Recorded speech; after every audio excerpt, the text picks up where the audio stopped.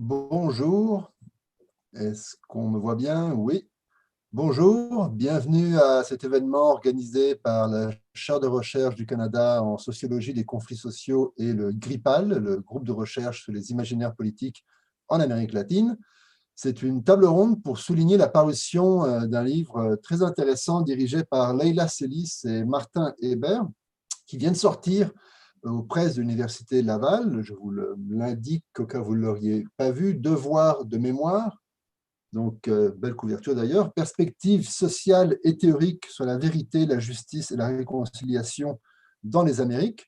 Donc un ouvrage qui, comme le titre l'indique, couvre des enjeux qui sont à la fois très complexes, très d'actualité, malgré leur ramification historique, qui touchent autant à la question des luttes autochtones, de la condition autochtone, des pensionnats, des différentes guerres civiles qu'il y a eu ou qu'il y a encore en Amérique latine, des dictatures aussi qu'il y a eu en Amérique latine, et donc des sociétés à travers toutes les Amériques qui ont été confrontées à la question de la justice, mais de la réparation et du devoir donc de ne pas oublier, avec l'espoir évidemment que ça ne se répète jamais, ce qui reste à voir.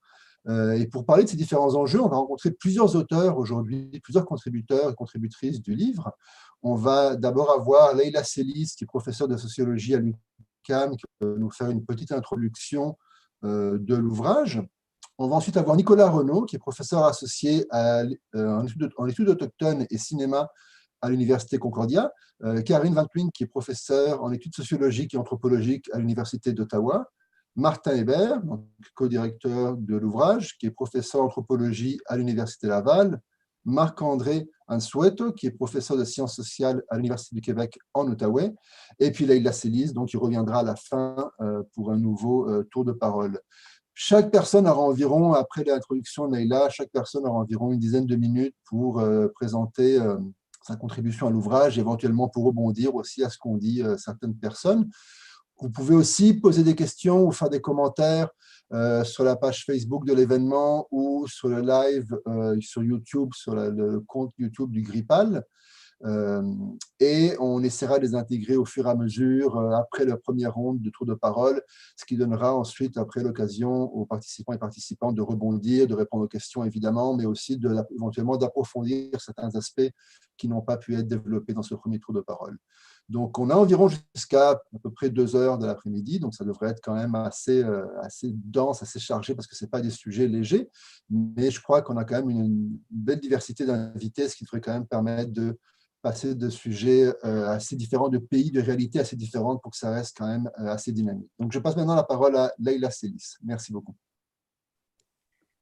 Bonjour à tous et à toutes. Merci à Marcos donc, et à la chaire des conflits sociaux au GRIPAL et aussi très particulièrement à Camille Ranger et à Véronique qui nous ont facilité cet espace de rencontre et d'échange.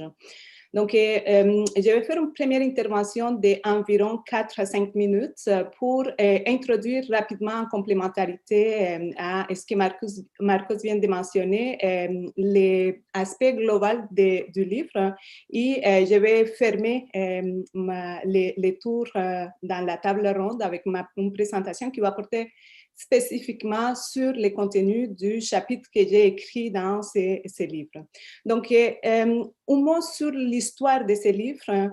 Disons que ce livre a commencé un peu en mai 2018, lorsque nous avons eu un colloque avec une participation très riche, très intéressante, qui comptait des chercheurs, des leaders autochtones, des militantes féministes, tous et toutes travaillant sur les politiques de mémoire dans différents pays des Amériques. Et donc, la question de la vérité, la réconciliation et d'autres enjeux qui relèvent de ces politiques de mémoire sont, comme Marcos l'a déjà dit, une entrée pour analyser les enjeux sociaux qui sont transversaux à différents pays de la région. Donc, qu'est-ce que ça veut dire les devoirs de mémoire dans les Amériques? Je vais juste donner 3 éléments d'analyse. Il y en a beaucoup plus d'entrées pour regarder quelles sont les contributions des différents chapitres de ces livres, mais 3 éléments que j'espère vont donner le goût d'aller lire ces différents chapitres aux personnes qui nous entendent aujourd'hui. Parce que, comme Marcos l'a dit, le sujet de ce livre n'est pas un sujet joyeux, mais c'est un sujet qui est porteur de conflits sociaux et donc, à mon avis, porteur d'espoir aussi, parce que la situation actuelle, en ce qui relève des crimes de masse, n'est pas en soi joyeuse, mais il est possible de la changer. Il y a des acteurs et actrices qui se battent à chaque minute pour le faire. Donc, les trois éléments que je veux mentionner. Le livre fait référence à l'importance éthique et politique de ne pas oublier les crimes d'État. Des crimes qui sont dans la grande majorité des cas commis, donc c'est des crimes de masse, mais dans la grande majorité des cas commis avec la participation active de l'État, dans le sens que c'est des crimes qui ont été faits, mis en place avec l'usage des prérogatives étatiques, du pouvoir politique et souverain des États. Et ce, dans différents types de régimes politiques, par exemple, comme des régimes dictatoriaux comme au Chili, ou dans des régimes démocratiques comme au Canada vis-à-vis des peuples autochtones, donc de l'État colonial canadien. Deuxième élément qui est transversal aussi ou qui relève de ces différentes contributions, c'est qu'il existe actuellement à travers les Amériques différentes commissions de vérité, donc ce sont des commissions de vérité et de réconciliation qui s'inscrivent plus largement dans une politique de mémoire. Hein.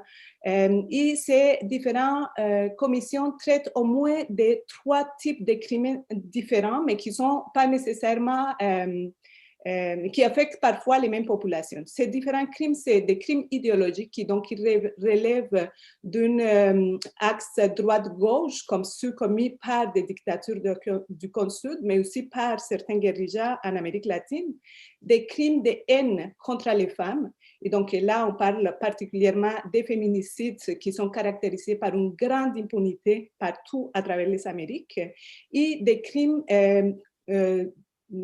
racistes et colonialistes qui affectent particulièrement les populations autochtones, mais aussi les populations, les peuples autochtones, mais aussi les populations afrodescendantes. Et troisième et dernier élément sur ces livres, c'est que les politiques de mémoire et donc de justice et de réparation que revendiquent les organisations des victimes et les politiques de vérité que revendiquent ou de mémoire que revendiquent les États ne sont pas les mêmes. Et c'est là, il y a vraiment un ajout politique sur lequel nous voulons attirer l'attention. Les devoirs de mémoire revendiqués par les organisations de défense des droits humains, des victimes aussi, visent la non-répétition. Et pour cela, il faut bouleverser des rapports créés par ces crimes sociaux, des rapports de pouvoir, des rapports des inégalités sociales, économiques et culturelles. Donc, la non-répétition qui est visée par les mouvements des victimes et les défenseurs des droits humains. D'un autre côté, les devoirs de mémoire revendiqués par les politiques publiques, plutôt en fait au pluriel, parce qu'il y a cette même revendication des politiques de mémoire à travers différents États dans les Amériques, c'est un devoir de mémoire qui vise la réconciliation comme premier élément objectif. Et donc, que cette réconciliation doit se faire sans grand bouleversement social, sans grand changements sociaux, et donc qui permettent de continuer la gouvernementalité telle qu'il existe. C'est pour ça d'ailleurs que plusieurs académiciens, militants et militantes décrivent ces politiques étatiques de mémoire comme étant simplement des mécanismes de relégitimation des États qui sont en déficit moral. Donc voilà, c'est que les politiques de mémoire deviennent un terrain de disputes et de conflits sociaux qui met en concurrence différents récits sur l'histoire et sur les imaginaires politiques et sociaux. Et donc, peut-être un dernier mot, c'est des questions d'autant plus compliquées si on tient compte que la grande majorité de ces commissions de vérité, de ces politiques de mémoire s'inscrivent aujourd'hui en continuité avec les processus de violence qui a donné au crime qu'elle juge. Ce qui était différent, par exemple, dans les années 80, où au moins formellement, il y avait une rupture entre les régimes dictatoriaux du passé et les commissions de vérité qui jugeaient en fait ces régimes qui étaient du passé. Mais ce n'est plus le cas aujourd'hui dans la grande majorité des États des Amériques. Voilà, merci. Marcos, je te redonne la parole. Merci beaucoup, Leïla. Merci d'avoir balisé comme ça un peu le sujet. Je passe la parole maintenant donc à Nicolas Renaud de l'Université Concordia. Je ne le vois pas à l'écran. J'espère qu'il est là. Il est là. Il est là. Voilà. Parfait. Nicolas Renaud, la parole est à vous. Merci beaucoup. Merci à tous et toutes. Merci Leila. Alors, oui, mon nom est Nicolas Renaud. Donc, juste pour me présenter brièvement, je ne suis pas un universitaire, hein, je suis un artiste, cinéaste, monteur, mais j'ai fait ma maîtrise en sociologie sous la direction de Leila à l'UQAM. Et puis, bon, les questions que j'ai abordées dans mon article sont des questions qu'on a discutées fréquemment et Leila m'avait indiqué qu'il y avait une pertinence qui recoupait des questions sur la mémoire et sur la réconciliation. Et donc, moi, je suis chargé de cours, j'enseigne à temps partiel en études des premiers peuples à Concordia et à la Faculté des Beaux-Arts où je donne un séminaire sur le cinéma autochtone des Amériques. Donc, je n'ai rien préparé de précis, mais je vais lancer quelques idées qui ont guidé ma contribution, qui sont des questions qui, personnellement, m'occupent constamment dans le milieu des arts, dans la société québécoise, mais aussi comme personne d'origine mixte. Donc, je suis Huron-Wendat, métissé québécois. J'appartiens à la Première Nation de Wendake. Et cette expérience entre les deux mondes, de plus en plus au fil des ans, me permet d'observer le clivage qui existe dans la perception de la réalité sociale et politique dans laquelle on vit entre les Autochtones et les Québécois. Donc, la contribution de mon article porte sur des événements du monde des arts dont tout le monde a sans doute entendu parler lorsque des Autochtones ou des minorités ethniques sont représentés par des artistes de la majorité blanche, sans collaboration, parfois sans consultation et surtout sans réelle connaissance de la culture de l'autre par les artistes québécois. Alors, il y a principalement la controverse du film Of the North de Dominique Gagnon en 2015, qui est un collage de vidéos amateurs de l'Arctique que le cinéaste a trouvé en ligne, qui incluait plusieurs vidéos d'Inuits en état d'ébriété, des images pornographiques de jeunes filles aussi. Et le cinéaste a affirmé fièrement qu'il ne connaissait absolument rien du monde Inuit, que c'était une fantaisie artistique et qu'il y avait aussi des questions politiques.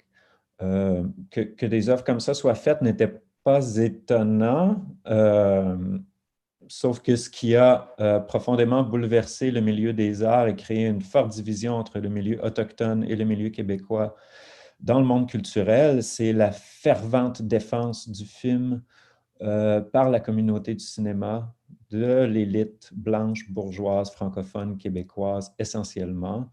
Alors, comme on peut s'y attendre, dès que des productions, des discours de la société dominante au Québec sont taxés de racisme ou de colonialisme par des Autochtones ou la minorité, l'argument de la rectitude politique et de la liberté d'expression sont immédiatement évoqués. Donc, c'est ce qui s'est produit. Les autres événements sont ceux entourant les pièces de Robert Lepage, Slave, dans laquelle il faisait jouer à des interprètes blancs des rôles d'esclaves noirs dans les champs de coton. Même scénario, la communauté noire a protesté, on les a accusés d'hypersensibilité, d'émotion qui l'emportent sur la raison, de rectitude politique qui nuit à la liberté de création. Et son spectacle Kanata, produit pour le Théâtre du Soleil à Paris, censé dépeindre l'histoire des Autochtones au Canada et de la relation avec les Européens, en excluant toute présence d'interprètes autochtones sur scène et toute collaboration autochtone à la création. Et le même schéma s'est reproduit. Donc, ayant vu la façon dont le discours de défense des œuvres s'organisait, ce qui m'apparaissait important de relever et de condenser en revenant sur ces épisodes, c'était de voir qu'il y a un schéma qui se dégage, il y a des automatismes qui reviennent constamment. On pourrait dire que c'est les clichés du schéma colonialiste de l'interprétation de la parole de l'autre.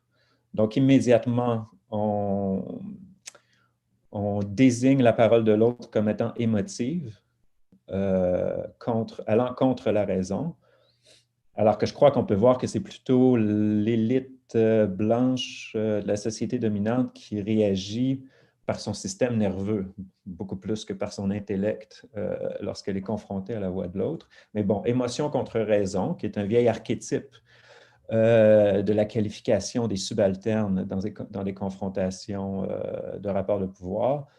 La mythologie du métissage et des idées post-raciales au Québec. Alors, ce fut textuellement dit. Robert Lepage a dit qu'il détestait ces débats avec les Autochtones et les minorités où l'un des partis est qualifié de blanc parce que c'est divisif, parce qu'il n'y a pas plus métissé que la nation québécoise.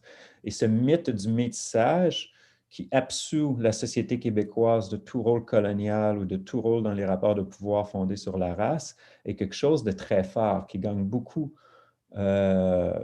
d'énergie, qui est très courant dans les dernières années. Donc, mythologie du métissage et l'idée d'une société post-raciale qui vient avec le déni, hein, le déni du racisme systémique qui est une nouvelle de ce temps-ci.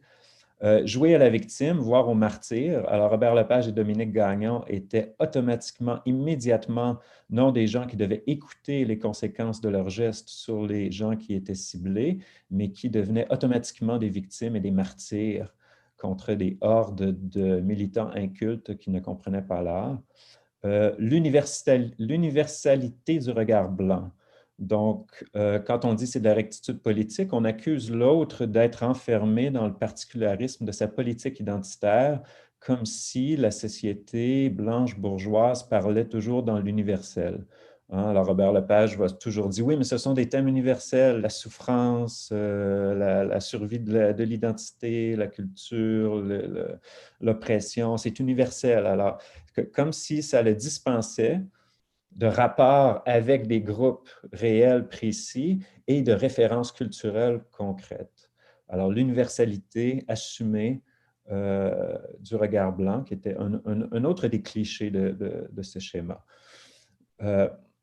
Donc, une chose que j'ai voulu souligner, c'est que tout ça est en opposition à la conception autochtone des rapports qui s'applique aussi à la production et la diffusion artistique, qui est fondée sur la réciprocité.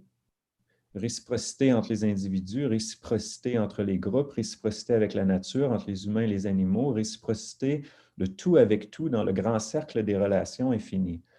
Et c'est la réciprocité contre le capitalisme qui est précisément la façon de fonctionner du monde des arts blanc bourgeois, qui veut se croire à gauche et critique, mais qui est fondé sur l'extractivisme, qui est totalement normalisé, et sur un ensemble d'idées héritées d'une idéologie bourgeoise, d'une histoire des idées bourgeoises dans l'art.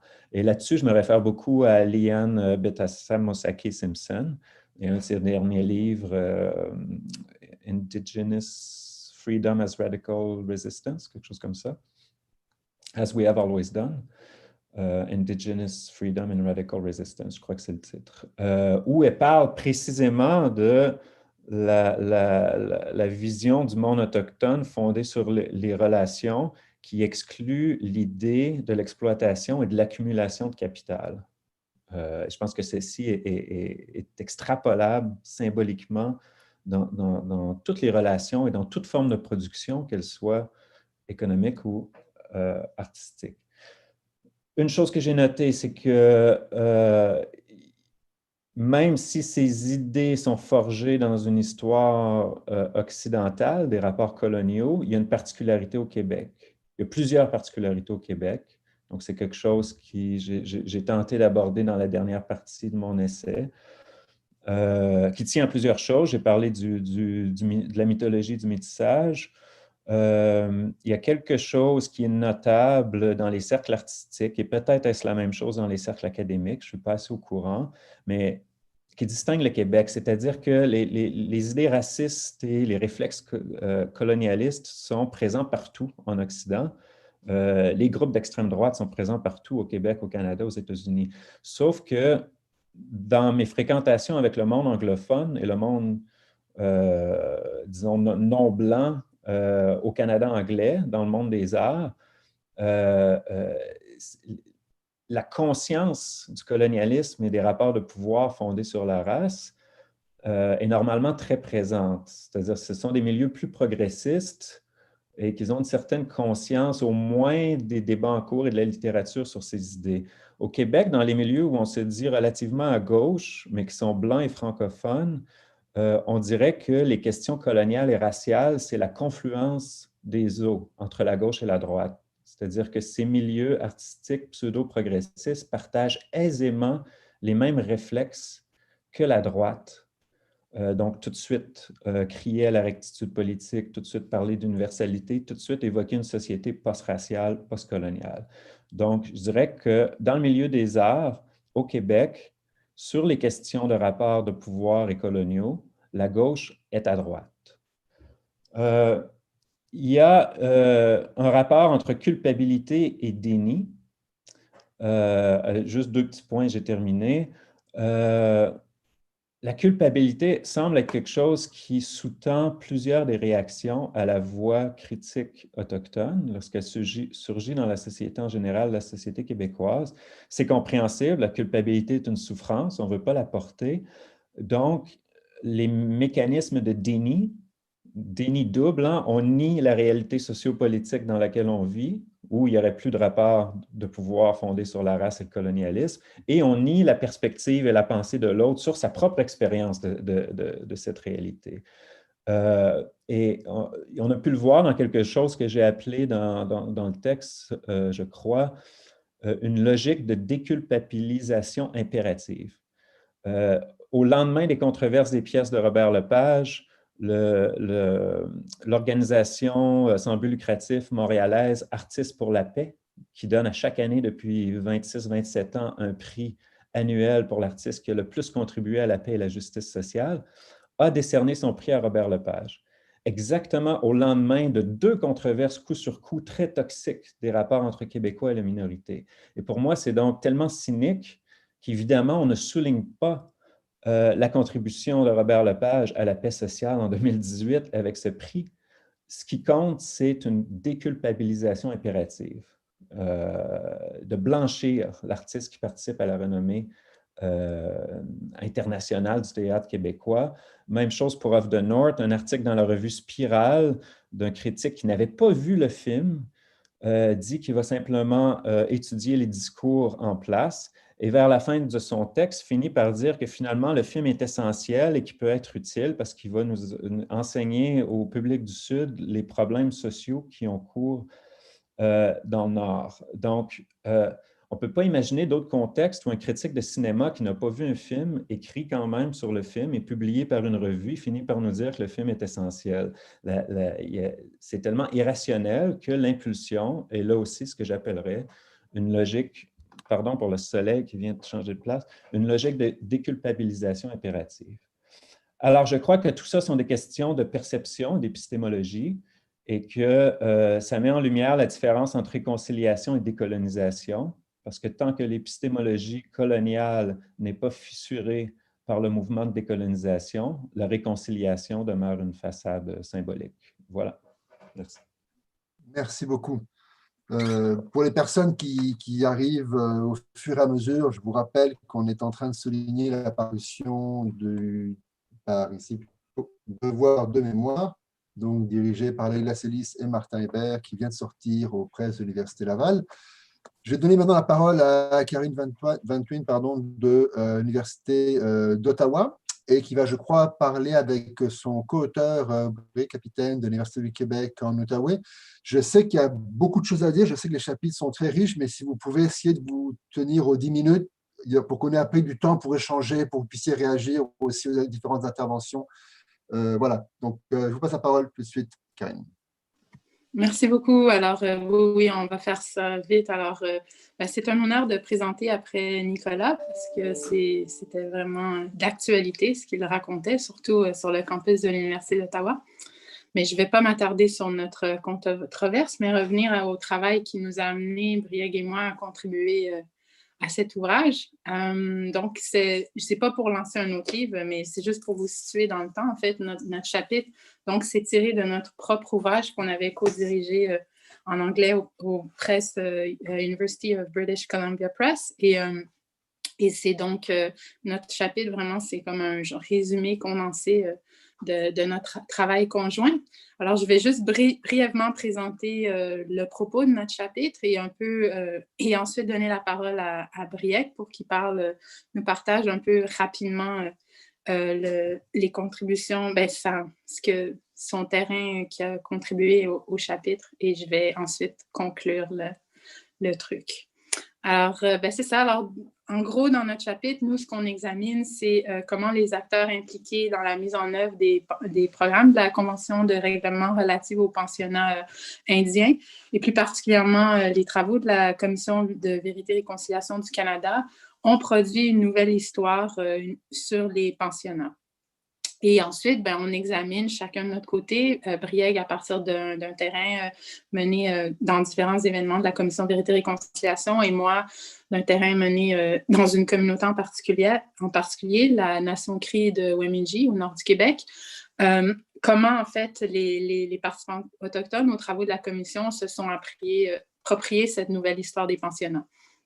Et notre intention à faire ça, en fait, c'était d'aller au-delà des études. Il y a eu beaucoup d'écrits qui ont dans la foulée de la préparation des travaux de la Commission et pendant les travaux de la Commission, il y a eu beaucoup d'études sur les politiques et programmes mis en œuvre par cette commission. Et leur angle était surtout institutionnel et juridique. Et donc, ce qui les intéressait, c'était de voir comment ils interrogeaient en fait les programmes donc, de la Convention de règlement relative aux pensionnats indiens sous l'angle d'interroger leur pouvoir à transformer la stratification sociale en réduisant la colonisation à sa dimension matérielle et territoriale. Et bien sûr, si on regarde les choses de cet angle-là, c'est bien sûr pas la Commission Vérité et Réconciliation qui a contribué à rectifier l'injuste de la spoliation des territoires autochtones et toutes les inégalités qui en découlent. Mais nous, ce qu'on a plutôt été regarder, c'est le pouvoir symbolique donc, de la Commission, où là, on regarde considérant le pouvoir comme plus seulement déterminé par le statut ou la position des acteurs, mais aussi par leur performance dans l'espace public. Et donc, on s'est intéressé à voir, mais qu'est-ce que ce témoignage des anciens pensionnaires est en train de lancer comme nouveau mouvement dans la société québécoise, canadienne. Et de notre point de vue, donc, on a considéré la Commission de règlement relative aux pensionnats indiens comme une actrice qui, par les événements qu'elle a organisés, les formulaires et les procédures qu'elle a imposées, les données, les témoignages et les artefacts qu'elle a recueillis, les actions qu'elle a entreprises, comme une actrice qui en est venue à définir ce que pensionnat indien devait dorénavant signifier et transformant ainsi la mémoire de cette injustice historique. Et donc, je vais laisser maintenant Brieg vous parler de comment lui, sur son terrain de la commission, a examiné cette commission en action et ses effets. Merci, merci Karine. Moi, en fait, c'est ça, je me suis intéressé vraiment en fait, à ce qu'il se passait à l'intérieur de cette commission, c'est-à-dire finalement au discours plutôt individuel et ce que faisaient les individus dans cette commission. Donc, plutôt que de partir, on va dire, d'un cas théorique ou d'a priori, je veux dire, ou de principes théoriques, on a voulu finalement repenser les conflits sociaux à partir justement de comment ils étaient formulés ou comment ils étaient vécus par les individus à l'intérieur de cette commission. Donc, ça résonne un petit peu pas mal avec ce que disait Nicolas Renaud tout à l'heure. C'est-à-dire qu'en fait, la plupart, la problématique auquel se confrontent principalement les peuples autochtones, enfin, une des problématiques, c'est qu'ils sont particularisés. C'est-à-dire qu'ils sont rejetés hors de l'universel. Les autochtones, c'est différent. Donc, ce qu'on a remarqué, et c'est pour ça qu'on s'est intéressé à ce concept de trauma culturel, c'est justement cette espèce d'appel qui se manifestait en fait dans les témoignages à quelque chose justement de l'ordre de l'universel, de la souffrance, de la déshumanisation dont ils avaient vécu. À l'intérieur des rapports, par exemple, on faisait assez peu référence à l'origine ethnique. On renvoyait à la souffrance qu'avaient connue des enfants, à la séparation des parents. Donc, on était vraiment dans une forme plutôt d'appel, on va dire, à l'universel. Donc, et cette histoire de trauma culturel nous a beaucoup intéressés parce que justement, c'est quelque chose, c'est une sorte de référence qui est communément, on va dire, ou intuitivement comprise. Je suis traumatisé suscite une forme d'identification de la part d'autres victimes qui n'ont pas nécessairement connu la même histoire, qui n'ont pas eu la même expérience, mais qui sont capables de s'identifier à une forme de discours. Et c'est finalement ça, à notre sens, ce qu'a permis cette commission. C'est une sorte, ou en tout cas une tentative, on va dire, à l'identification. Alors ça a fonctionné, pour le dire un peu de manière très simple, ça a plutôt bien fonctionné à l'intérieur, on va dire, des différentes communautés autochtones qui vivent des réalités très, très différentes, des nations très différentes, et ça a plutôt bien fonctionné. Mais par contre, et là, je rejoindrai Nicolas Renaud, mais dans un sens plutôt inverse, c'est-à-dire que cet appel à l'universel, une fois qu'il rentre dans l'espace public, il est au contraire refusé. Là, on voit très bien avec la réaction des médias, par exemple, au moment du dépôt du rapport de la commission de vérité, et notamment le fait d'avoir été victime d'un génocide culturel. Là, tout d'un coup, une mise à distance s'impose. Ah, c'est différent, c'est une expérience qui relève strictement des peuples autochtones, voire une expérience ou un traumatisme qui devient nié. Alors, je vais laisser la parole à Karine pour qu'elle vous parle un petit peu aussi des effets qu'a pu avoir cette commission, au-delà, bien sûr, des événements qu'elle a organisés, mais aussi sur le terrain, notamment chez les Cris à Wemindji.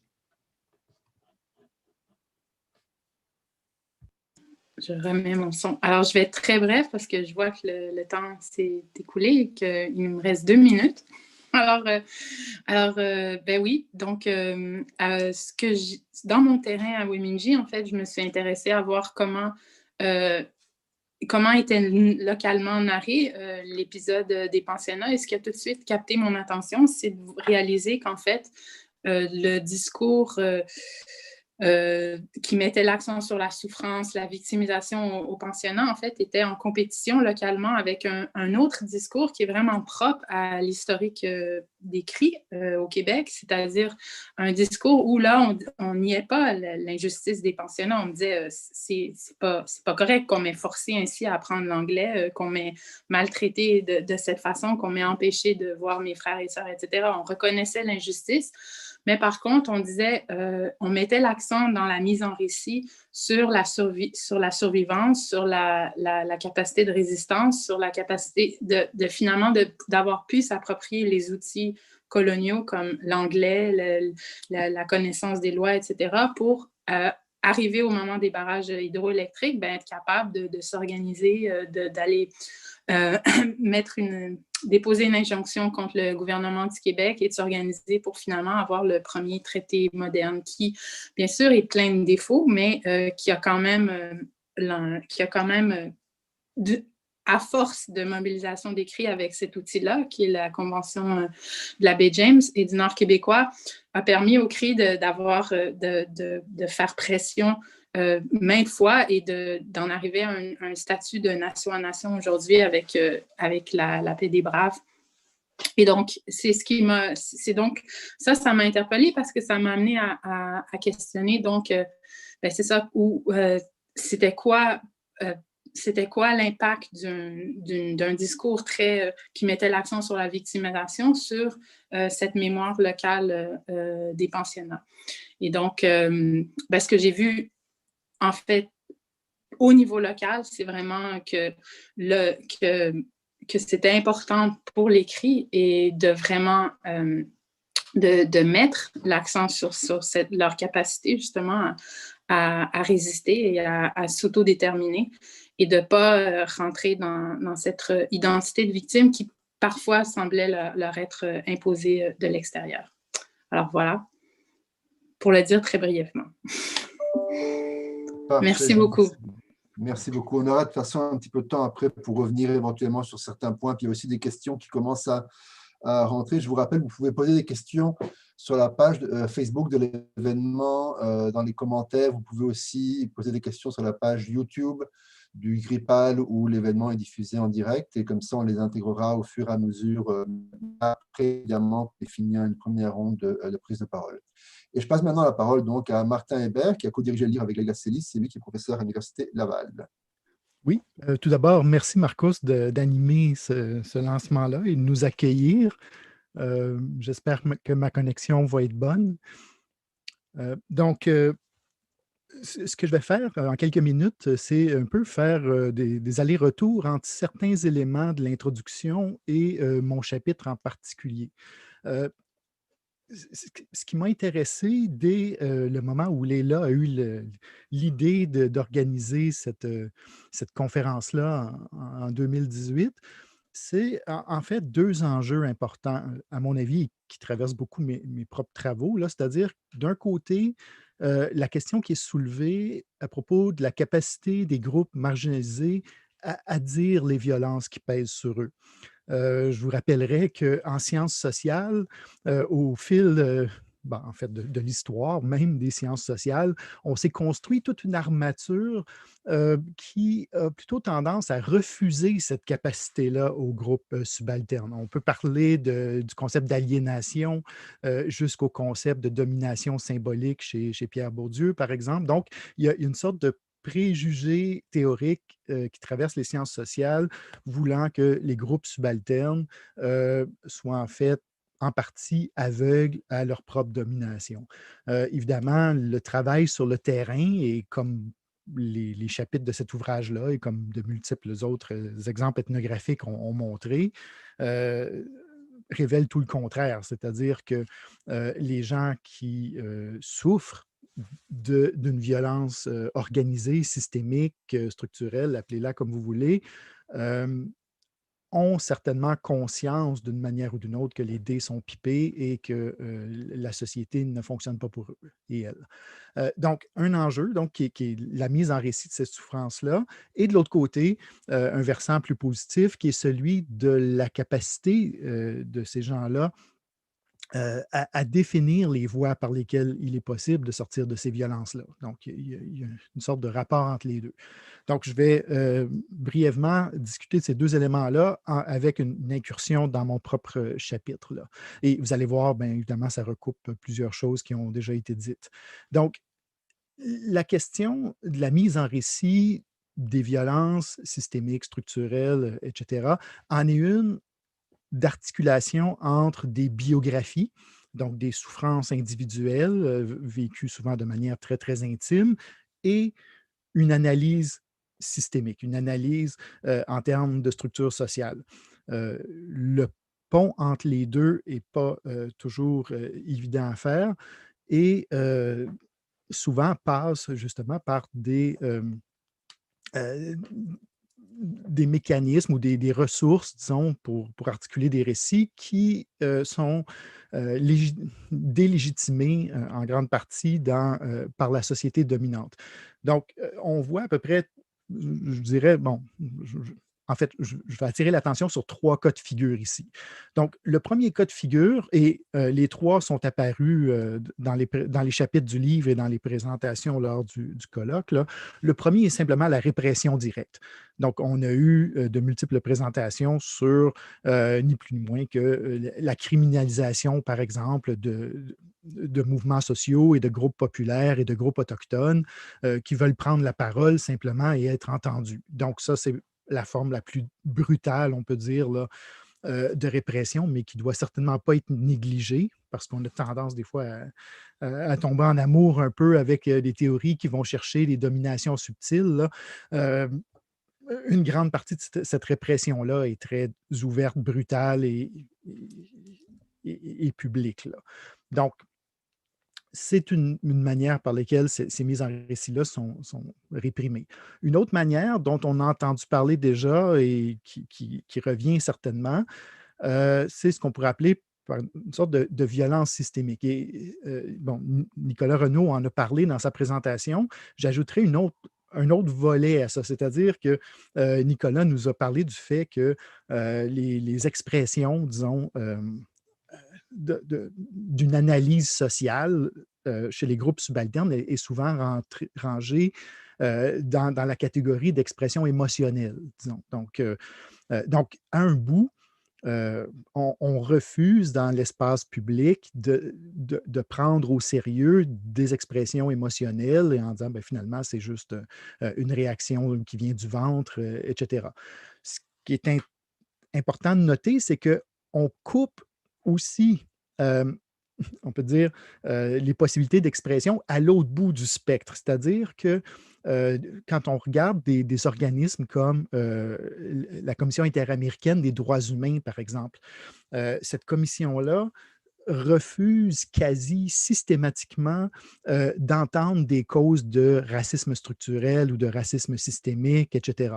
Les juristes demandent aux groupes autochtones d'accrocher leur dénonciation à des cas spécifiques en disant oui, mais c'est trop vague là, ce dont vous nous parlez, c'est trop abstrait, c'est trop théorique, cette discrimination structurelle-là. Donc, donnez-nous des cas avec nom, avec exemple concret de personnes qui ont souffert individuellement de ça. Donc, on rétrécit de manière très, très significative là, les ressources discursives qui seraient disponibles au peuple autochtone.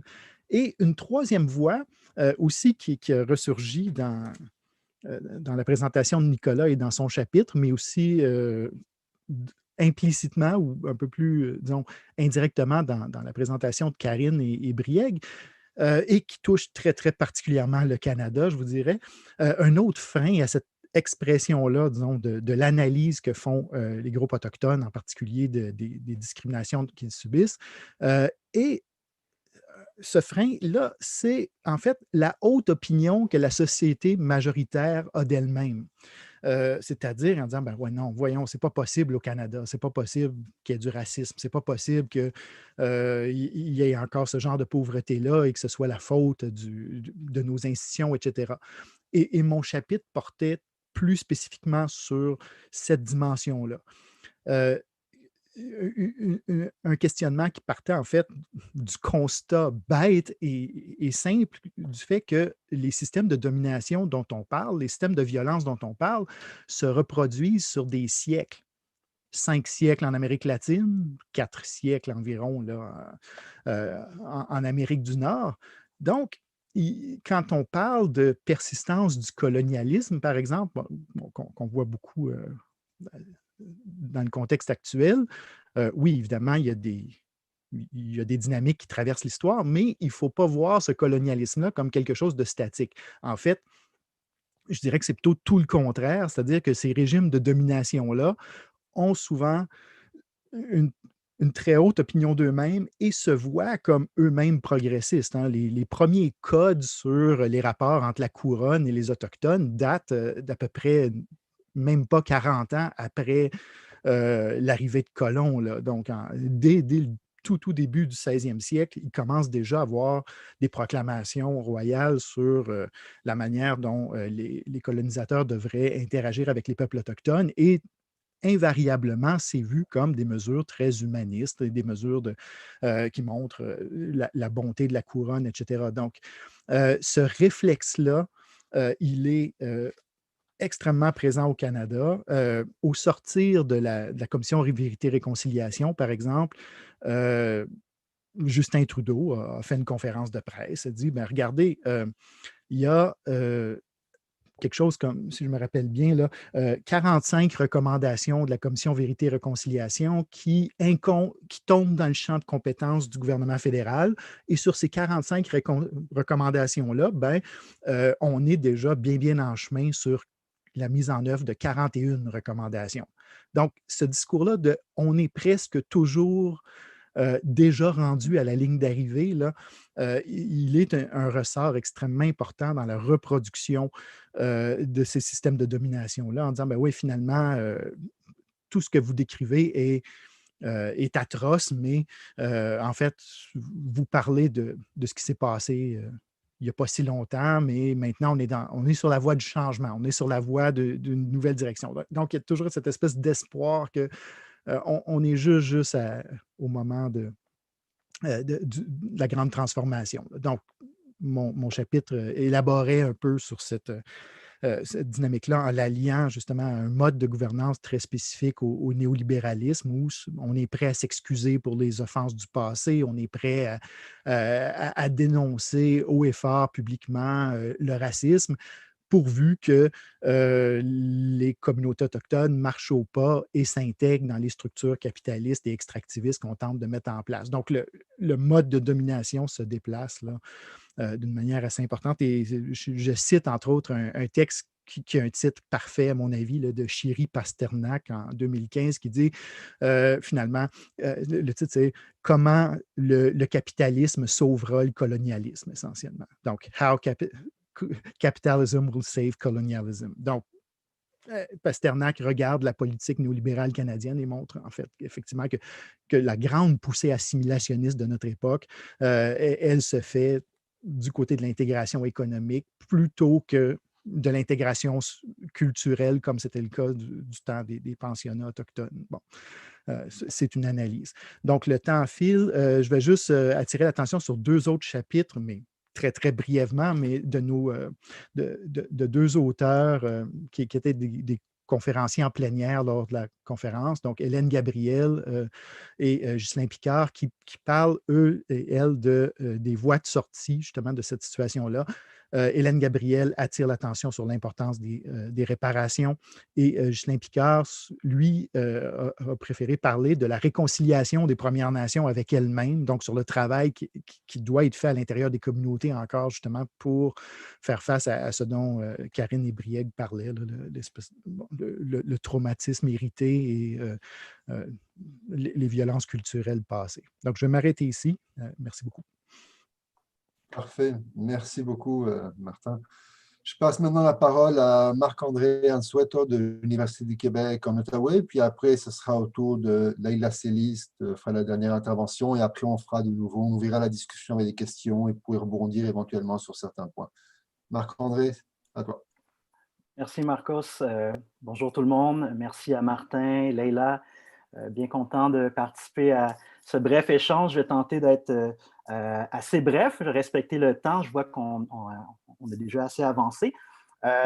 Alors, le titre de ma contribution pour cet ouvrage « Effet de l'aide canadienne sur les enjeux de mémoire au Guatemala par l'entremise de la lutte contre l'impunité ». Le titre est assez évocateur. Ça s'inscrit dans le cadre initialement de mes travaux de recherche au postdoctorat en 2018. Je m'intéresse notamment aux contradictions des politiques canadiennes de droits humains, notamment dans des pays où le Canada a des intérêts très bien documentés dans le secteur extractif et des sociétés en situation de post-conflit ou en situation de conflictualité alimentées par l'extractivisme canadien. En l'occurrence, le Guatemala et la Colombie sont les 2 cas d'études sur lesquels je travaille actuellement. Mais dans le cadre de ce texte-là, je m'intéressais sur le cas guatémaltèque. À vrai dire, cette contribution tente de mettre de l'avant l'impact d'une commission internationale contre l'impunité au Guatemala qui s'appelle la CICIG, qui a existé entre 2006 et qui a cessé ses activités en 2019. C'est le premier mécanisme onusien de justice hybride responsable de lutter contre le crime organisé dans un pays en situation de post-conflit. L'un des éléments à retenir avec la CICIG, c'est que ça comporte d'importantes ramifications en lien avec des enjeux de politique de mémoire, du conflit armé interne au Guatemala entre 1960 et 1996. 36 ans de conflit armé interne. En fait, plusieurs des personnes visées par la CICIG sont des auteurs liés aux violations massives des droits humains commises durant et après le conflit armé guatémaltèque. Et donc, le travail de la CICIG s'inscrivait en continuité avec deux commissions de vérité, justice, réconciliation qui avaient déjà existé au Guatemala à la fin des années 90. Et ce qui ressortait de ces commissions, dont une était justement sous l'auspice des Nations unies, c'était quand même il n'y avait aucune hésitation. Les conclusions du rapport, par exemple, de la Commission de clarification historique au Guatemala, mettaient de l'avant que l'État guatémaltèque, en particulier l'armée, les paramilitaires, étaient responsables de 93% des actes de violence et de violation des droits humains commises durant le conflit armé interne. Il y avait des actes génocidaires commis par l'armée guatémaltèque envers ces populations autochtones mayas. Malgré le fait que ça avait déjà sorti en 99 et donc dans le début des années 2000, les organisations de défense des droits humains au Guatemala qui tentaient justement d'aller un peu plus loin dans le processus de justice transitionnelle se sont rapidement fait attaquer, donc criminalisation à leur égard dès le début du 21e siècle. Et c'est dans ce contexte que cette commission internationale a pris forme, la CICIG. Et donc, parmi les principaux pays donateurs de la CICIG et de la coopération internationale au Guatemala, nous comptons sur le Canada, qui est présent au Guatemala dans différentes initiatives de justice transitionnelle et de défense des droits humains. Je reviendrai un peu là-dessus. Et lorsque le travail de la CICIG a pris fin, donc en 2019, quand j'ai écrit cet article-là en 2018, le gouvernement guatémaltèque mettait les efforts justement pour mettre un terme à la CICIG, pour des histoires de corruption qui inculpaient le président de l'époque, Jimmy Morales. Et donc, la CICIG avait déjà contribué fortement à briser certains murs de l'impunité au Guatemala depuis quelques années, et ça allait de plus en plus loin, et ça avait un impact sur les luttes pour la mémoire. Et donc, le cas canadien me semble très intéressant et paradoxal à bien des égards, parce que l'appui canadien à la lutte contre l'impunité au Guatemala post-conflit est rempli de contradictions. En effet, vous êtes probablement déjà au courant, les relations canado-guatémaltèques au 21e siècle sont caractérisées notamment par les conséquences de la diplomatie minière, notamment chez les populations autochtones, qui sont également les principales victimes du conflit armé guatémaltèque. Et donc, le texte proposait de répondre à deux questions. Pourquoi le Canada appuie-t-il le travail de la CICIG depuis 2007? Et quels sont les impacts et les enjeux de mémoire des victimes du conflit armé guatémaltèque? Pour répondre à cela, je m'inscrivais justement dans les théories de sécurisation et je m'intéressais aussi à l'information obtenue grâce à des demandes d'accès à l'information du gouvernement canadien qui permettaient justement de comprendre un peu le raisonnement derrière ces politiques d'appui aux droits humains au Guatemala par le biais de la CICIG.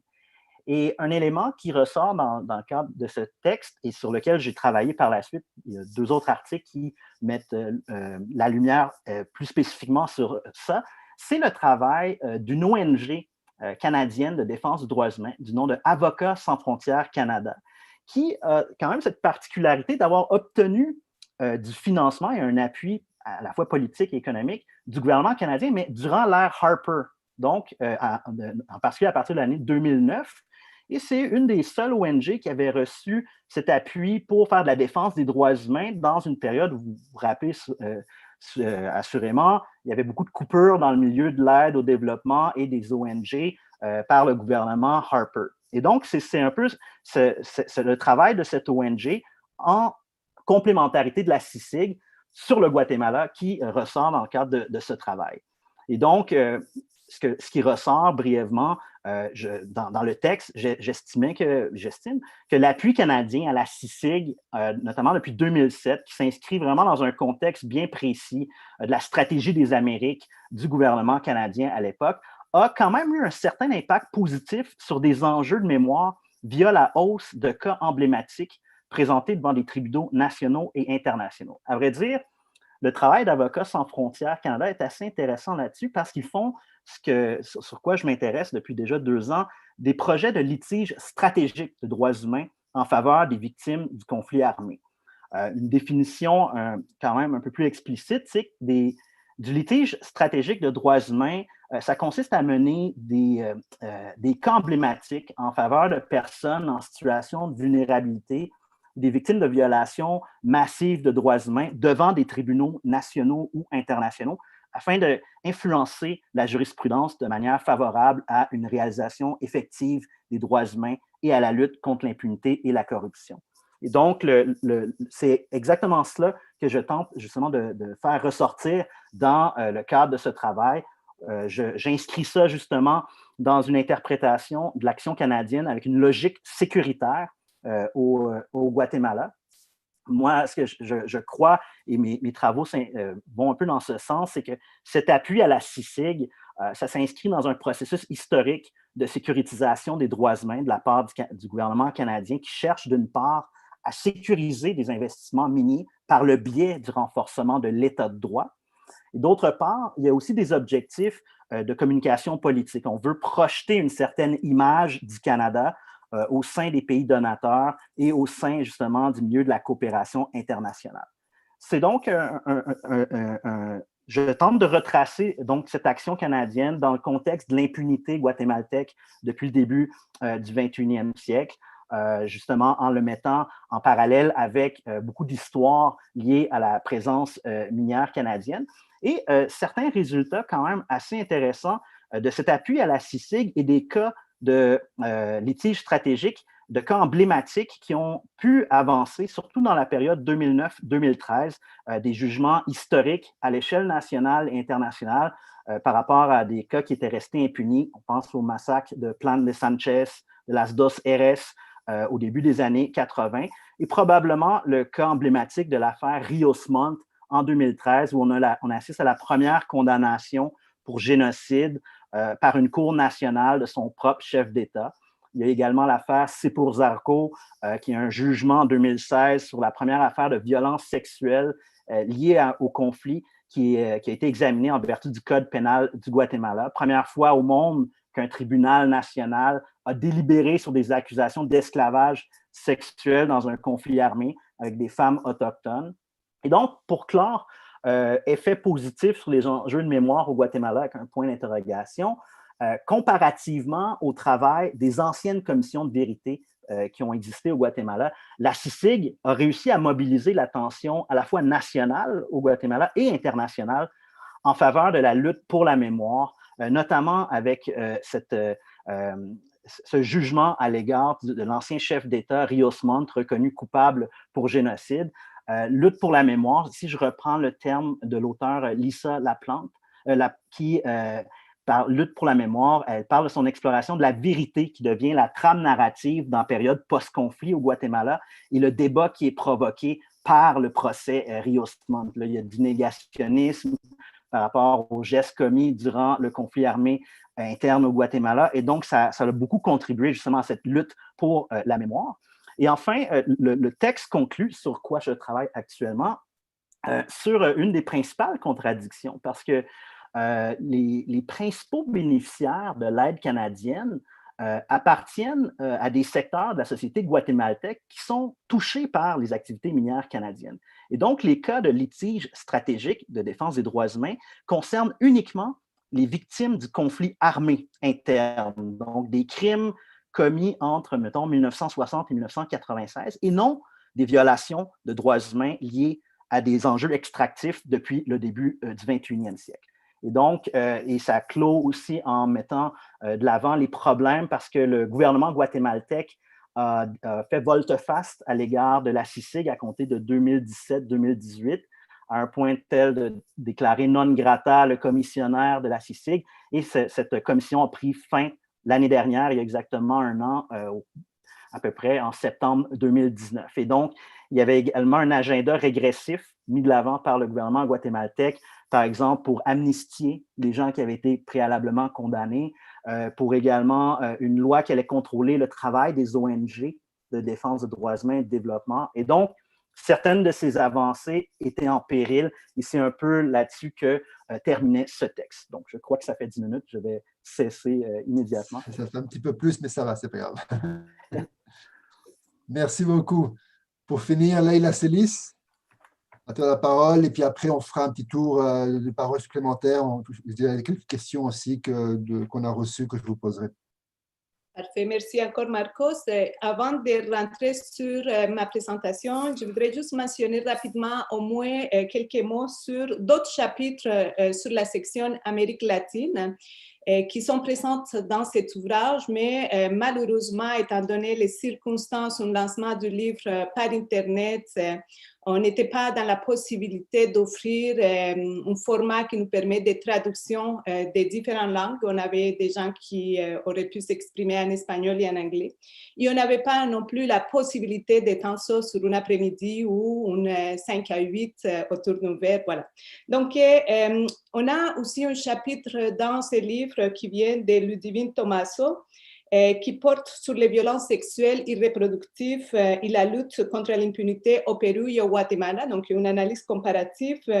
On a aussi un chapitre qui est écrit par Laura Marcela Serrano Vecino de l'Organisation féminine populaire de Barranca Bermeja qui porte en fait sur la production symbolique comme acte de résistance, donc une organisation féminine qui a dû affronter directement les moments les plus algides, les plus difficiles de la confrontation paramilitaire dans la région, qui a été complètement dominée par le paramilitarisme.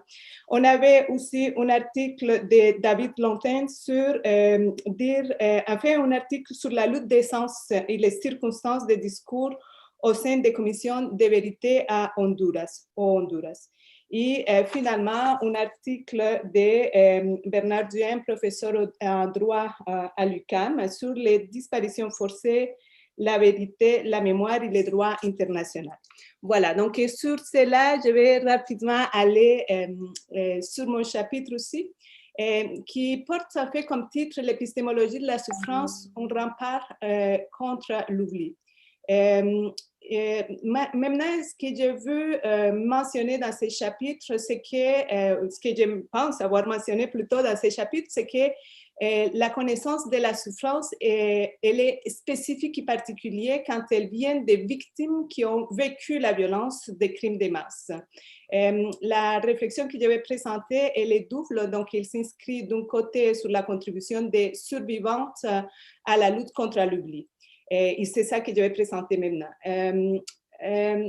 Je vais commencer par raconter rapidement les terrains de recherche que j'ai fait et ceux que j'ai trouvés. Donc, j'ai fait 76 entrevues en Colombie avec des personnes déplacées forcées, donc des gens qui sont obligés par les conflits à quitter le pays, à quitter la région où est-ce qu'ils habitent et qui doivent aller vers d'autres régions. Les entrevues en question, elles ne portaient pas sur la question de la souffrance, elles portaient sur l'hospitalité. Donc, c'était des questions du genre comment vous avez fait pour reconstruire votre vie après les déplacements, quelles sont les personnes ou les organisations qui vous ont aidé, etc., comment les relations avec les voisins. Voilà.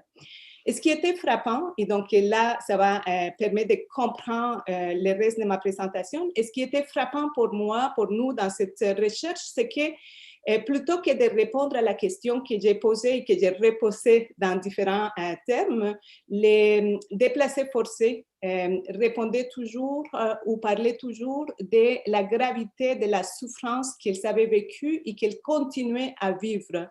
Et donc, et c'était comme, disons que moi, j'étais à un moment donné confrontée vraiment à la futilité des questions que j'étais en train de poser.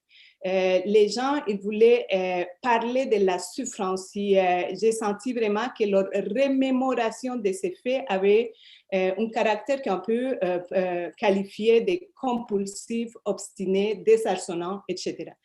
C'était vraiment quelque chose de très frappant et je l'ai partagé avec mon équipe de recherche et on partage cette analyse sur la question. les gens insistaient donc sur la gravité de l'agression, sur l'effet de l'impunité et surtout sur les injustices qui étaient en train de vivre. Donc, il y a des gens qui ont été déplacés depuis 20, 25 ans ou encore depuis 6 mois. Ils racontaient toujours la même histoire, la souffrance qu'ils ont vécue. Donc, voilà, c'est ça, c'est des bases à notre thèse, la thèse qui est présentée dans ces chapitres, qui est que la contribution des survivantes à la lutte pour la mémoire sur les crimes de masse vient de cette double tragédie qu'ils vivent. D'un côté, l'incapacité à oublier, car la situation qu'ils ont vécue est une situation de souffrance atroce. Et deuxièmement, l'incapacité d'oublier est en lien aussi avec le fait que cette souffrance n'est pas pleinement reconnue par la société. Et cela malgré le fait que la Colombie a connu plusieurs commissions de vérité et politiques de réparation pour les victimes. Donc, la souffrance dont témoignent ces différents déplacés de manière persistante, si je pense que c'est ça, l'incapacité d'oublier, la manière persistante, c'est des éléments importants à retenir, et porteuse, cette souffrance d'une connaissance profonde du fonctionnement passé et actuel d'une machine criminelle étatique. Et il faut dire d'autre côté que ce n'est pas quelque chose qui doit toujours continuer cette souffrance, mais qu'elle est alimentée par ce qu'on peut appeler, peut-être en faisant un peu aussi référence à la discussion de Brieg et de Karine, c'est que c'est une souffrance traumatique qui leur empêche d'oublier, de passer à autre chose, comme on dit, et elle va et elle dure aussi, aussi longtemps que la tort que ces personnes, ces déplacés ont souffert ne soit pleinement reconnu par la société en général et par l'État en particulier. Donc, disons que l'enquête de vérité et de justice pour les déplacés et pour, on peut dire plus largement pour les subalternes, comme l'a présenté Nicolas Renaud aujourd'hui dans sa présentation. Cette enquête est double, vise d'un côté à établir la vérité sur les faits particuliers et ponctuels, donc qui a fait quoi, à qui a bénéficié ce crime, etc., qui l'a commandé, mettons, mais aussi beaucoup plus largement, et c'est là les doubles aspects, à quoi ça consiste cet engrenage de l'entreprise criminelle, à qui bénéficie, qui l'a conçu, etc. Parce qu'il ne faut pas confondre ces éléments. Donc, moi, on m'a dit qu'il me reste 1 minute, mais comme j'ai utilisé les 4 premiers pour présenter le reste de l'ouvrage, je vais quand même prendre 3 minutes pour finir ma présentation. Une fois que la vérité est établie, donc on sait qui a fait quoi et à qui ça obéissait, qui étaient les concepteurs de ces crimes massifs, il faut aller aussi dans une logique de proportionnalité. Parce que s'il n'y a pas de logique de proportionnalité, si une fois qu'on établit la vérité sur ces crimes, la consigne, l'injonction pour les victimes, c'est les pardons, l'oubli, la réconciliation. Les messages qu'ils reçoivent les victimes, c'est que leur souffrance ne veut rien pour la société. Et les messages qu'ils reçoivent aussi les victimaires, c'est que c'était bien de les faire, qu'il n'y a pas de conséquences négatives. Et donc, voilà où est-ce que ça chope un peu la question sur la vérité et la reconnaissance, la souffrance, etc. C'est que s'il n'y a pas de proportionnalité entre la vérité qu'on établit avec ces différentes commissions officielles et non officielles et les conséquences qui s'ensuivent, les probabilités de répétition sont quand même assez importantes. Disons que les 2 dernières minutes de ma présentation vont être dédiées à une analyse sur les connaissances des victimes et l'ignorance du reste de la société. La connaissance souffrance des survivants se manifeste par les désarrois, j'ai dit, par la rage, le désespoir, la peine, la tristesse, la inadaptation, la peur. En fait, dans d'autres mots, dans une incapacité à continuer comme si rien n'était passé, alors que toute leur vie a été bouleversée. Et ce n'est pas la vie dans la génération présente, mais aussi pour celles qui viennent.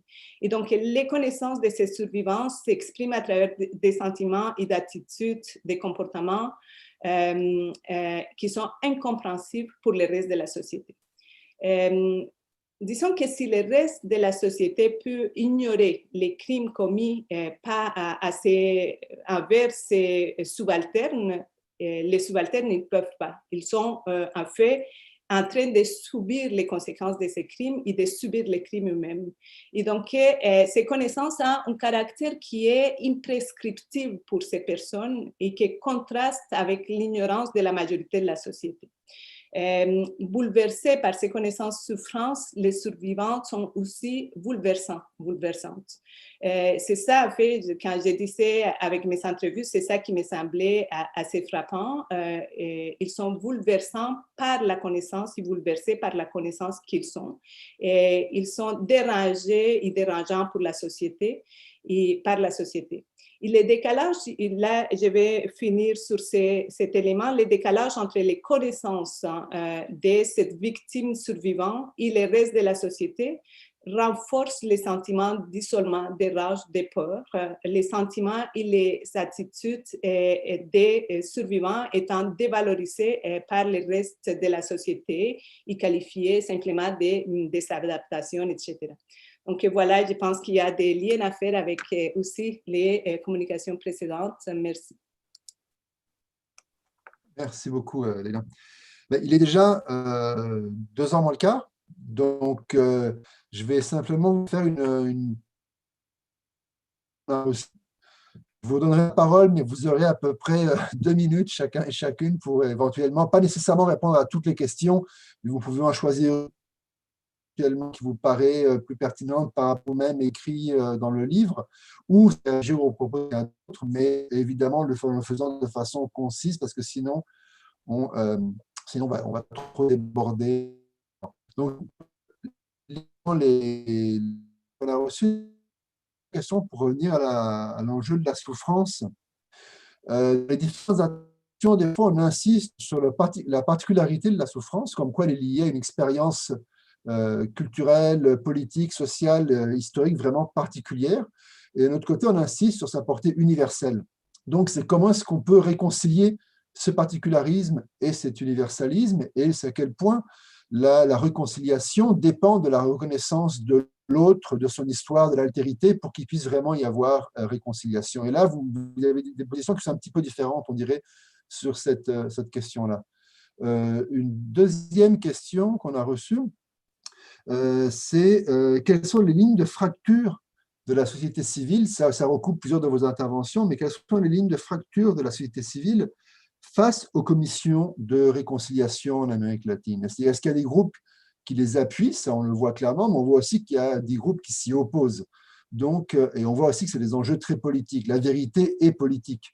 Donc, si vous pouviez éventuellement articuler un petit peu ces questions ces lignes de fracture sur les positions des groupes face aux commissions de vérité et réconciliation en Amérique latine. Je vois dans les commentaires aussi qu'on vous demande de rouvrir vos caméras durant la période de questions. Et dernière question, en fait, qui est là, générale, qui s'adresse à tous et toutes, c'est il y a eu des commissions de vérité et réconciliation dans la plupart des pays des Amériques, qui ont duré, qui sont des fois très longues, très polémiques, des fois plutôt consensuelles. Mais en même temps, on voit qu'il y a encore des violations de droits humains, on voit qu'il y a encore des guerres civiles, des conflits armés, on voit que le continent n'est pas du tout à l'abri de nouvelles dictatures, on voit que le racisme systémique continue. Donc, en gros, est-ce que ces commissions génèrent vraiment des effets transformateurs? Est-ce qu'elles peuvent générer des effets transformateurs? Ou est-ce qu'elles servent plutôt à canaliser un certain mécontentement et à, en gros, garantir le statu quo? Donc, c'est une question un peu très générale, mais pour conclure un petit peu la discussion d'aujourd'hui. Et je vous redonnerai la parole, en fait, dans l'ordre qu'on a eu depuis le début. Donc, d'abord, Nicolas Renaud, et après, on passera ainsi de suite. Mais je vous demanderai, évidemment, d'être le plus concis et concise possible pour que tout le monde ait le temps de rebondir.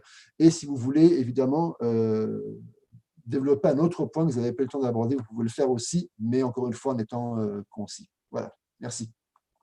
Nicolas, à toi la parole. Oui, j'aurais pu à dire directement sur ces questions. Je pourrais reprendre juste un petit peu la, la notion de la confrontation entre les récits biographiques et les conditions plus systémiques ou structurelles des oppressions du racisme, dont Martin a bien parlé d'ailleurs. Je crois qu'en fait, c'est que ça fait partie pas tellement d'un système arrêté où une chose est exclue au profit de l'autre, où on n'accepte pas, par exemple, le récit biographique parce qu'on veut s'attacher aux structures systémiques, ou au contraire, qu'on prend juste le récit biographique et qu'on rejette ce qui est. Je pense que ce qui compte, c'est le pouvoir des structures en place de rendre ces notions-là réversibles selon ses intérêts. Alors, c'est un peu la même chose que l'état d'esprit néolibéral avec le capitalisme et les questions environnementales, c'est-à-dire que ce qui compte, c'est que l'essentiel de l'ADN du système ne soit pas ébranlé. Donc, le néolibéralisme fait en sorte que si on soulève des problèmes, on les accueille, on dit d'accord, et on dit que le marché va être la réponse aux problèmes du marché. Je pense que la question d'accepter que ce soit systémique ou non est la même chose. Donc, ces choses-là sont des notions réversibles. C'est la même chose que le cliché de dire mais nous sommes tous humains. Quand les minorités critiquent quelque chose, souvent l'élite blanche va répondre mais pourquoi je ne peux pas vous représenter? Pourquoi je ne peux pas m'approprier votre histoire? Pourquoi je ne peux pas jouer un autochtone sur scène? Nous sommes tous humains. C'est la même chose que les Autochtones disaient en 1600 quelque chose. Mais pourquoi vous nous traitez comme des moins qu'humains? Nous sommes tous humains. Et les Européens se questionnaient à savoir, ou comme Las Casas se questionnaient à savoir, est-ce que les Autochtones sont plus humains ou moins, ou est-ce qu'ils sont humains aussi? Les Noirs, eux, est-ce qu'ils sont plus... lesquels qu'on peut mettre en esclavage? Et aujourd'hui, cette question-là est renversée encore au profit de la position dominante pour dire, mais pourquoi tu te braques dans ton particularisme? Nous sommes tous humains. Alors, je crois que c'est intéressant de considérer, comme Martin disait, qu'il y a les deux extrêmes, il y a les deux pôles du spectre. Les considérations systémiques dont certaines organisations, selon ce que Martin disait, ne peuvent accepter dans leur processus, et de l'autre côté, le récit biographique qui parfois est érigé en spectacle. Michel Daigle, professeur CRI de l'Université de Toronto, parle du spectacle des regrets dans l'espace spectaculaire de la réconciliation. Je trouve que c'est une merveilleuse formule, et les récits de souffrance personnelle servent beaucoup à ça, mais inversement, les récits de souffrance personnelle peuvent devenir ce qu'on doit endiguer tout de suite parce que tout à coup, ça rend trop réel ce qu'on veut garder dans un espace abstrait. Voilà mes réflexions sans réponse sur la chose. Merci. Parfait, merci beaucoup. Karine et Brieg, je ne sais pas comment vous voulez diviser le temps, mais je vous passe la parole. Je peux juste... Oui, vas-y. Je peux juste rebondir sur ta question sur le fait de réunir le particulier et l'universel. Je crois que c'était ça vraiment le fond de cette commission de vérité. En tout cas, moi, c'est comme ça que je l'ai perçu. Et alors, je n'ai pas non plus de réponse particulière, mais je dirais en termes d'approche sociologique, le fait de partir, je dirais, de l'individu plutôt que de partir du système, mais de partir de l'individu pour essayer de comprendre justement à travers son expérience personnelle comment s'articulent ces deux dimensions, parce que c'est ce que disait Danilo Martuccelli au sujet de l'individuation. Il parlait qu'à travers les récits individuels, finalement, s'inscrivait le soi dans l'histoire et l'histoire dans soi. Et c'est ça qu'on retrouvait. Donc, on retrouvait à la fois des grandes logiques macro-sociologiques, la question de la domination, la question de la marginalisation, la déshumanisation, à travers un parcours biographique, c'est-à-dire qui s'inscrit, qui se matérialise dans une trajectoire. Voilà. Et ça, c'était flagrant dans la commission de vérité. Et je pense que ce qui a manqué, c'est surtout une forme d'écoute, je pense, attentive de ces personnes-là. Et ce qui a surtout été, mais ça, je veux dire, c'est assez banal, mais ce qui a surtout été retenu, c'est les histoires victimaires. Oh, les pauvres autochtones, hein, les pauvres, sans voir nécessairement aussi comment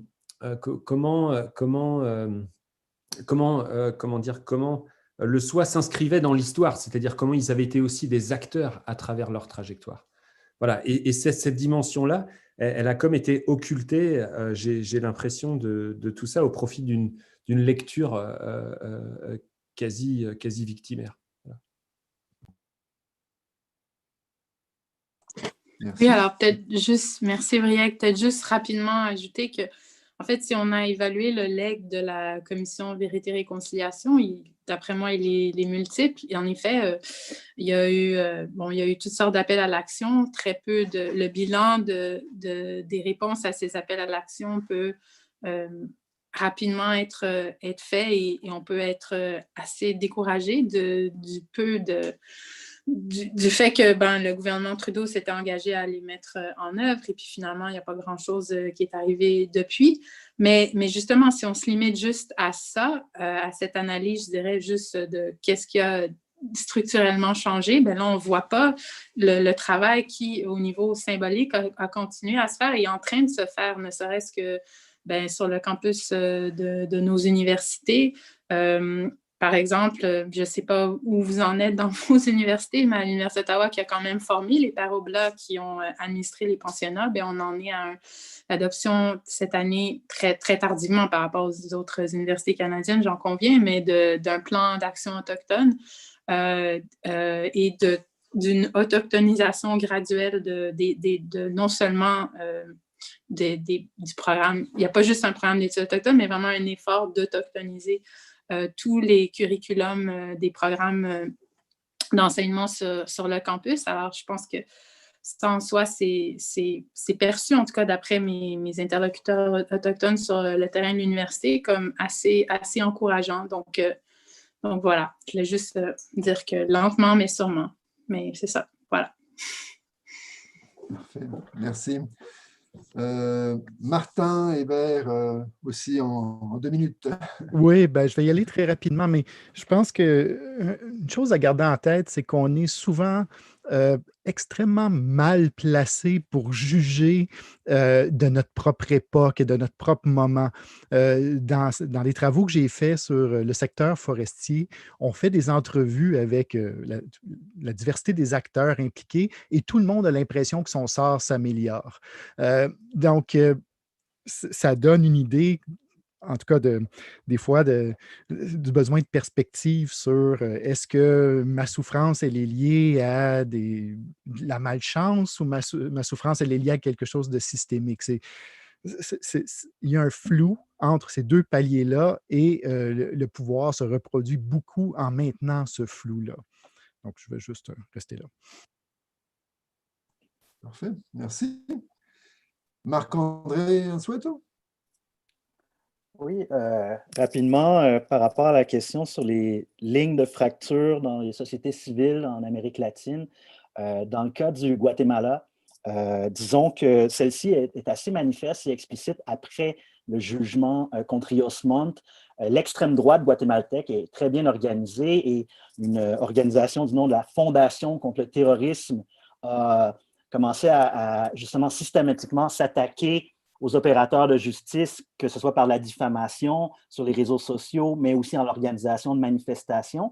Et bref, je pense que je m'intéresse beaucoup aux relations transnationales et là-dessus, je dirais que dans mon texte, ça n'a pas été abordé, mais ça a un impact aussi sur la fin de la CICIG. Mais l'élection de Donald Trump a également eu un impact dans l'organisation entre l'extrême droite guatémaltèque, qui est très bien connectée, que ce soit les groupes chrétiens sionistes, que ce soit par exemple de la part du gouvernement Morales de reconnaître l'ambassade à Jérusalem en l'espoir d'avoir des retours de l'administration Trump. Et ainsi, il y a beaucoup de relations avec ces groupes un peu plus extrêmes. Et ça, c'est quelque chose que, oui, dans le cadre du cas guatémaltèque, 2013, 2015 et justement la fin de la CICIG, on voit vraiment des tractations derrière les coulisses des groupes qui sont encore très liés à l'oligarchie et les acteurs militaires du passé. Parfait, merci beaucoup. Leila Selis, presque le mot de la fin. En fait, je dirais par rapport à la question sur l'efficacité, si les crimes de masse continuent aujourd'hui, est-ce qu'il y a une efficacité en commission de vérité, etc. C'est une des questions. Moi, je dirais que,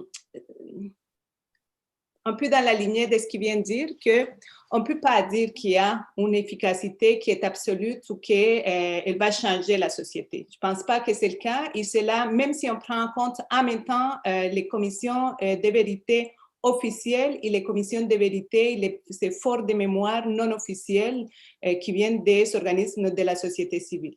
Et c'est vrai aussi pour tout le reste, pour une réflexion théorique, pour une manifestation politique, pour tout le reste, artistique, etc.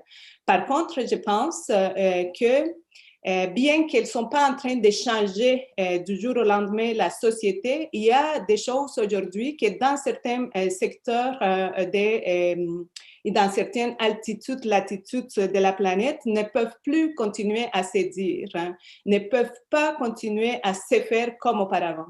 Et ça crée des résistances, c'est normal, mais c'est aussi un signe qu'il y a des choses qui sont en train de changer. Et je pense qu'on peut dire que, pour les fins de la discussion, peut-être que ces efforts de mémoire participent à ces transformations des sociétés aujourd'hui.